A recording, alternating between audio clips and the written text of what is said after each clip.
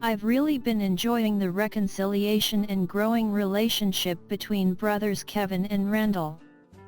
Actors Justin Hartley and Sterling K. Brown have a fun, playful dynamic that easily comes across on screen.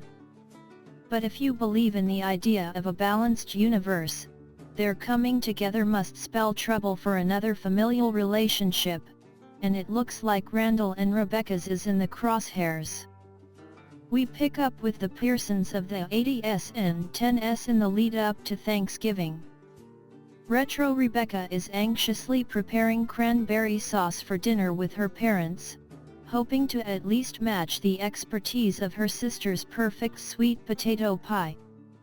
"I hate going to Grandma and Grandpa's," Randall exclaims. And who can blame him? "They always ask for pictures of the twins," sends Randall. Jack returns from the store with road trip snacks. It's a 6-hour trek to Grandma's house, way too far to travel for green bean casserole, if you ask me, and he instructs the kids to make one more bathroom pit stop before they leave. But as Randall and Kevin run back into the kitchen, they collide with Rebecca, who's carrying the cranberry sauce. It shatters to the floor. Thanksgiving, not off to a great start. In the current timeline, Kate and her support group are discussing the challenges of a holiday literally built around food.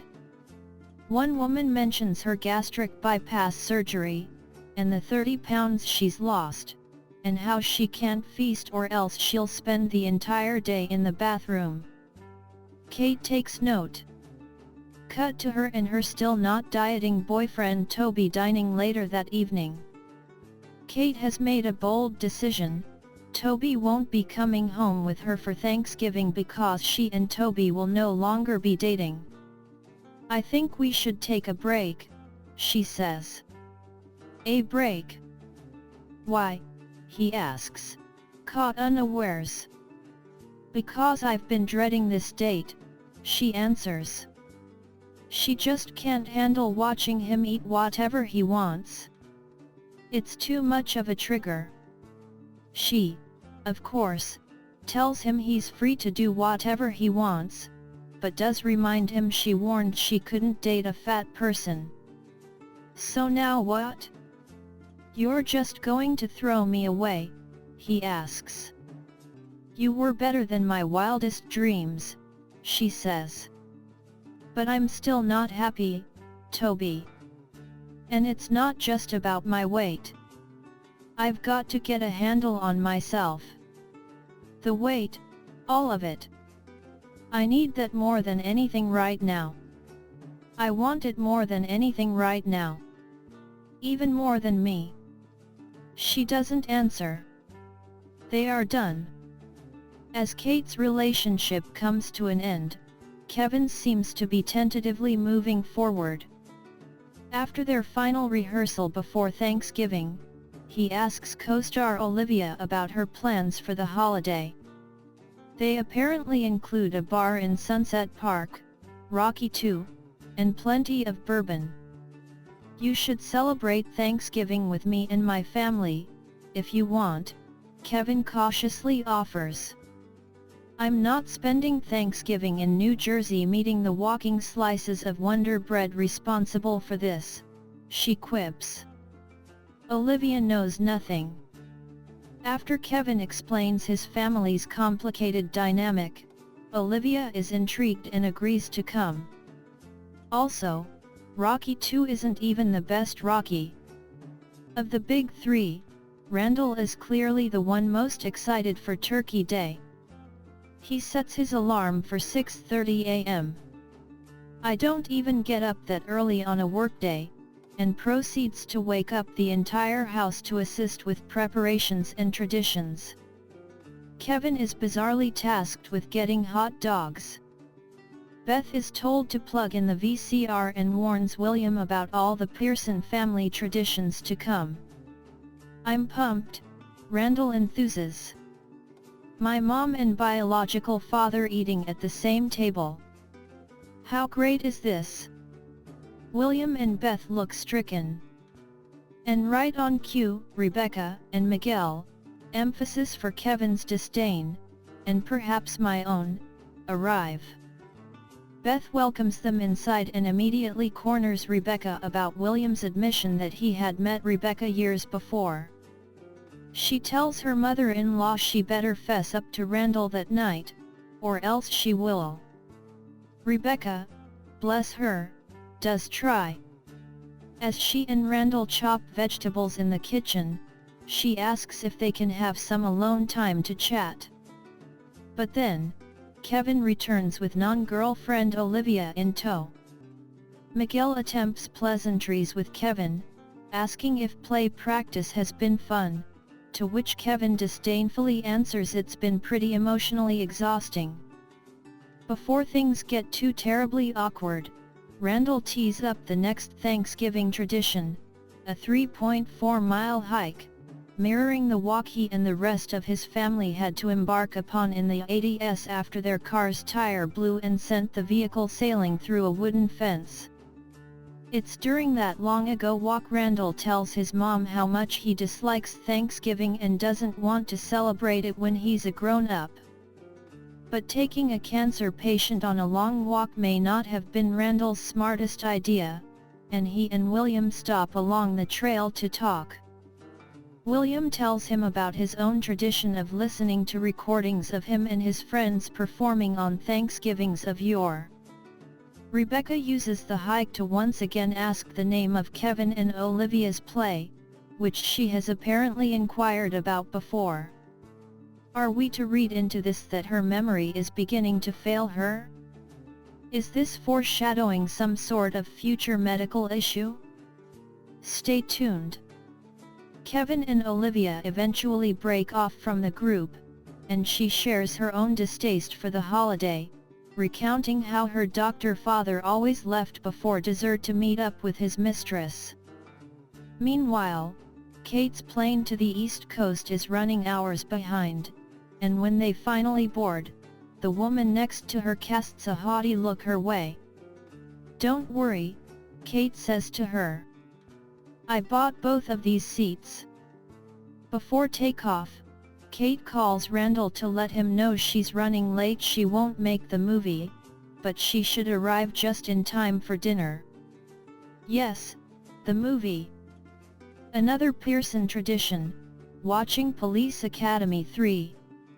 As the family settles in for the viewing, Randall leaves to run an errand and Kevin does probably one of the sweetest things we've ever seen him do. He presents a slice of pie to Olivia. "No matter what, she'll make it to the pie this Thanksgiving," he says. And then walks in Miguel, asking if he can wear the hat this year. A task that used to be Jack's, but now falls to Kevin and Randall on alternating years. When Kevin tells him as much, Miguel is crestfallen. And Olivia, clearly troubled, says she can't be what Kevin wants her to be and walks out of the house. Miguel: real talk, why is he so insistent upon assuming Jack's traditional duty? I totally get he wants to feel included, but he already took his dead friend's wife. Does he really need his pilgrim hat too? As we flash back, we learn every single one of the rituals we've been witnessing this episode relate back to that one Thanksgiving in the 80s. After walking those 3.4 miles to find a gas station, they call Rebecca's mom for a ride. But an argument ensues, and Rebecca finally tells her they won't be coming for dinner after all. Okay, so what's the new plan? Jack asks his wife. They turn and see a sign for a rustic motel. I guess we're having Thanksgiving at the Pinewood Lodge, Rebecca says. At reception, they're greeted by a self-styled Pilgrim Rick, wearing the now infamous buckle-top hat. Though they ask for the innkeeper's finest accommodations, they're met with a rather shabby room, equipped with an overheating furnace. But Jack is determined to make the best of it, and later returns with a rented copy of Police Academy 3, it was that or 9.5 weeks, and some convenience store hot dogs they'll reheat over the furnace's flame and deck out with cheese and smashed crackers. They cap off the evening with one more new tradition. They pass around Kate's unraveling sweater, say what they're thankful for, and tug at the yarn. Back to the future, Olivia's sitting on Randall's porch waiting for her Uber, and William's there, too, getting some air. She bluntly asks what it feels like to be dying. William gives her a long sideways glance before answering. It feels like all these beautiful pieces of life are flying around me and I'm trying to catch them, he says. I know it feels like you have all the time in the world, but you don't. So quit trying to play it so cool. And when a nice boy who adores you offers you pie, say thank you. Olivia goes back inside and kisses Kevin.